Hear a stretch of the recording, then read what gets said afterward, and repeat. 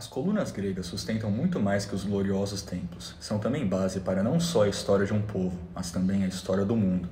Hoje veremos uma cidade-estado que foi esquecida aos olhos do público geral, mas possui tanta importância quanto as gigantes Atenas e Esparta.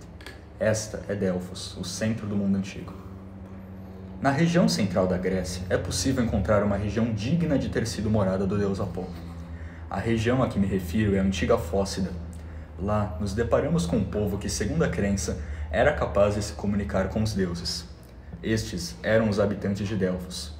A antiga cidade situava-se em uma localidade nobre, já que tinha fácil acesso a rotas comerciais, abundância em água doce, uma ótima localização para um porto, extensas planícies férteis e uma boa terra para pastoreio.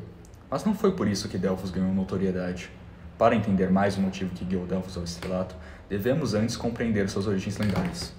Nos tempos imemoriais, Zeus enviou duas águias dos extremos leste e oeste da Terra, com o objetivo de encontrar o umbigo deste planeta, o centro. Foi lá onde as águias se encontraram que Zeus marcou o centro do mundo com uma rocha chamada Onfalos, significa umbigo. O local era tido como posse de Gaia, a deusa da Terra. A guardiã dessa região onde ficava o Onfalos era Piton, a colossal serpente filha de Gaia. Quando Apolo chegou nessa região com o objetivo de fundar seu oráculo, a serpente o atacou, e lá eles travaram uma épica batalha, cujo vitorioso foi Apolo, que pôde assim erguer o seu oráculo e, consequentemente, a cidade de Delfos. Assim conta a lenda, mas na realidade, evidências arqueológicas sugerem que um assentamento e cemitério micênico existiu dentro da área do santuário por volta de 1400 a.C. Delfos pôde ter abrigado um santuário dedicado à divindade Gaia, ou Atena, que foi destruída por uma queda de rocha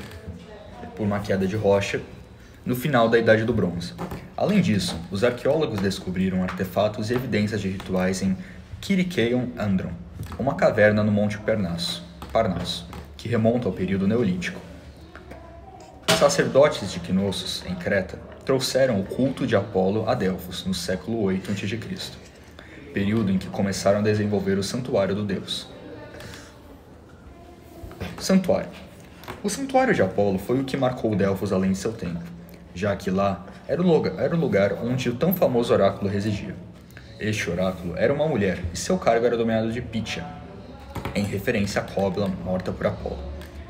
Milhares de pessoas de todo o canto do mundo grego visitavam o santuário em busca de respostas do oráculo. As respostas tinham a tendência de serem ambíguas e abertas à interpretação. Por isso, na entrada do santuário de Apolo, vemos inscrita a frase: "Conhece a ti mesmo". Isso fica mais claro quando analisamos Creso de Lídia e sua visita ao oráculo. Creso de Lídia foi para Delfos antes de invadir a Pérsia, e foi informado que, se o fizer, destruirá um grande império. Creso supôs que isso significava que ele venceria, mas na verdade ele perderia. O grande império destruído era o seu. Então, com uma simples frase, o oráculo foi capaz de decidir o rumo de duas civilizações, e este caso não era isolado. Ao longo de 9 meses no ano, milhares vinham em peso para consultar com o oráculo, seja para dúvidas pessoais ou para importantes decisões políticas. Em suma, o oráculo e seus sacerdotes possuíam larga influência em todas as camadas do mundo antigo, na vida do padeiro ou na do imperador. Mas como o oráculo trabalhava? Bem, para compreender isso, antes devemos falar sobre o que está debaixo de Delfos, e mais precisamente do santuário de Apolo. No santuário, nós encontramos uma câmara chamada Aditon. Lá é onde a Pitia iria com o objetivo de conversar com Apolo. Nesta camada havia uma rachadura na pedra. Rachadura essa que descendia até chegar ao encontro de um cruzamento de falhas geológicas. Eram nessas falhas que transitavam uma série de gases naturais, entre eles o metano e o etileno. Esse último é famoso por seus efeitos narcóticos. Na câmara, a Pitia inalava tais gases e entrava em transe.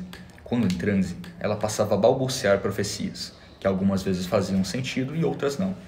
Para isso, um sacerdote acompanhava ela para explicar melhor as visões tidas. Era aí que facilmente poderiam influenciar todo o mundo grego. Sabendo disso, fica difícil crer que o autor das visões recebidas pela Pitia era Apolo e não os alucinógenos gases subterrâneos. Sociedade.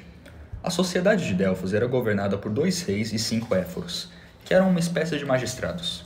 Esse tipo de governo se assemelha muito com o visto em Esparta, mas em Delfos nós tínhamos um grande diferencial, a presença do mais importante oráculo do mundo antigo. Com isso, em todas as grandes decisões, o oráculo era previamente consultado, ou seja, quem governava a sociedade em Delfos era na verdade o oráculo. A vida na cidade de Delfos era muito agitada, com turistas de todos os cantos do mundo antigo, fazendo fila no santuário de Apolo ou em outro ponto turístico da cidade. Conhecer alguém novo significava conhecer uma cultura que talvez estivesse do outro lado do Mediterrâneo. Não, este fato não fazia Delfos apenas um bom lugar para socializar. O fato traz à tona algo muito mais incrível. Delfos era a capital da informação do mundo antigo. Isso significa que se você queria que uma informação chegasse nos 4 cantos do mundo grego, você deveria apenas escrever uma placa na cidade de Delfos, então se certificaria que Hermes conduziria a mensagem ao longínquo destino. Para se ter noção, os arqueólogos já encontraram mais de 25 mil frases escritas em paredes e outros vestígios da civilização. Os Jogos Píticos. Quando todos pensam em competições esportivas e Grécia, nossa mente vai direto nas Olimpíadas. Mas poucos conhecem os Jogos Píticos, celebração celebrada a cada 4 anos na cidade de Delfos. Assim como nas Olimpíadas, dezenas de cidades e estados espalhados por todo o mundo grego enviavam seus melhores atletas para competir nas diversas modalidades. As festividades aconteciam no estádio de Delfos, uma extensa área própria para as modalidades esportivas. Filosofia. Delfos não ficou famosa por conta de seus filósofos. O maior nome da filosofia local era Temistocleia, que foi uma filósofa, matemática e alta profetisa de Delfos. De acordo com as fontes sobreviventes, ela é considerada a mestre de Pitágoras, além da possibilidade de ter sido sua irmã. Temistocleia é considerada a primeira mulher filósofa por alguns estudiosos.